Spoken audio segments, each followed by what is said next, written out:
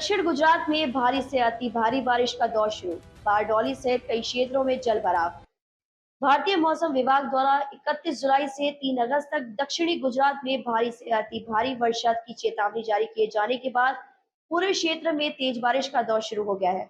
बारडोली, सूरत, नवसारी, वलसाड़, तापी सहित कई शहरी और ग्रामीण क्षेत्रों में लगातार हो रही बारिश से जनजीवन प्रभावित होने लगा है।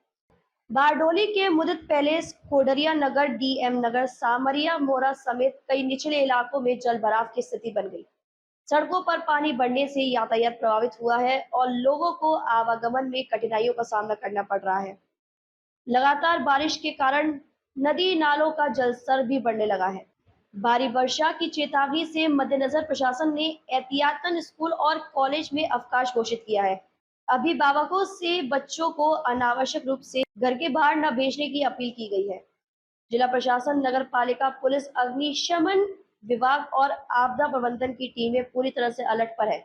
संवेदनशील क्षेत्रों में विशेष निगरानी रखी जा रही है तथा संभावित आपात स्थिति से निपटने के लिए राहत एवं बचाव दलों को तैयार रखा गया है।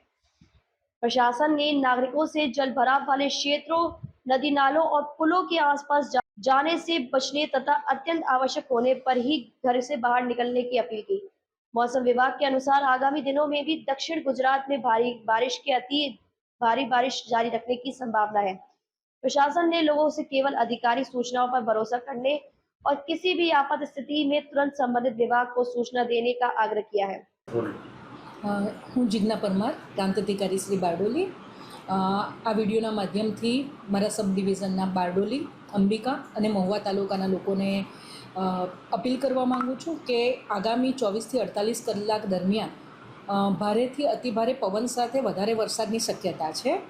આવતીકાલે આપણો જિલ્લો રેડ એલર્ટ ડિક્લેર કરવામાં આવેલ છે, જેથી વધારે વરસાદ પડવાની શક્યતા છે, જેથી નીચાણવાળા વિસ્તારોને જે લોકો રહે છે તેમને મારે વિનંતી કરવી કે જ્યારે પણ તંત્ર દ્વારા આપને આગમચેતીના ભાગરૂપે સ્થળાંતર કરવા માટે સૂચનાઓ આપવામાં આવે, આપ એમાં સહકાર આપવો અને તાત્કાલિક સ્થળાંતરમાં મદદ કરો। આ ઉપરાંત જ્યારે આપણા ઓવરટોપિંગ રસ્તાઓ છે, રસ્તાઓ પરથી પાણી પસાર થઈ રહ્યું હોય ત્યારે પોલીસ વિભાગ અને સ્થાનિક વહીવટીતંત્ર દ્વારા રસ્તાઓ બંધ કરવામાં આવે છે। એ ટાઈમે પણ આપ આવા રસ્તા ઉપરથી પાણી જતું હોય તો તેમાંથી પસાર થવાની જોખમ ના લો। વધુમાં એક વસ્તુ જણાવવાનું કે જ્યારે પશુપાલકો ઘણીવાર પશુઓને છૂટા મૂકતા નથી અને પોતાના જ બાંધી રાખે છે, તો તેવા ટાઈમે વરસાદના પાણી ભરાવાના કારણે પશુઓનું મૃત્યુ થવાની કેવી પણ શક્યતાઓ રહેલી હોય છે। જેથી પશુપાલકોને પણ વિનંતી કે એમને ઊંચાણવાળા વિસ્તારમાં શિફ્ટ કરી દેવામાં આવે અથવા એમને છોડી દેવામાં આવે, જેથી પશુઓ સલામત સ્થળે પહોંચી શકે। હવામાન વિભાગ દ્વારા સમયાંતરે સૂચનાઓ અને માહિતી આપવામાં આવે છે। અમારા કંટ્રોલ રૂમ છે ત્રણેય તાલુકાના, એ કાર્યરત છે। આવી કોઈપણ સૂચનાઓ બાબતે અમારા સ્થાનિક તલાટીઓ, ટીડીઓ શ્રી છે, મામલતદાર શ્રી છે અને પોલીસ વિભાગ સાથે અમારી મીટિંગ થઈ ગઈ છે।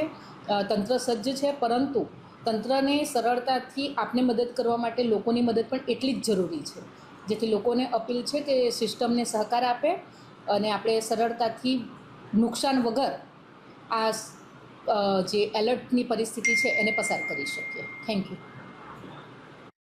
बारडोली से कैलाश कुमावत की रिपोर्ट।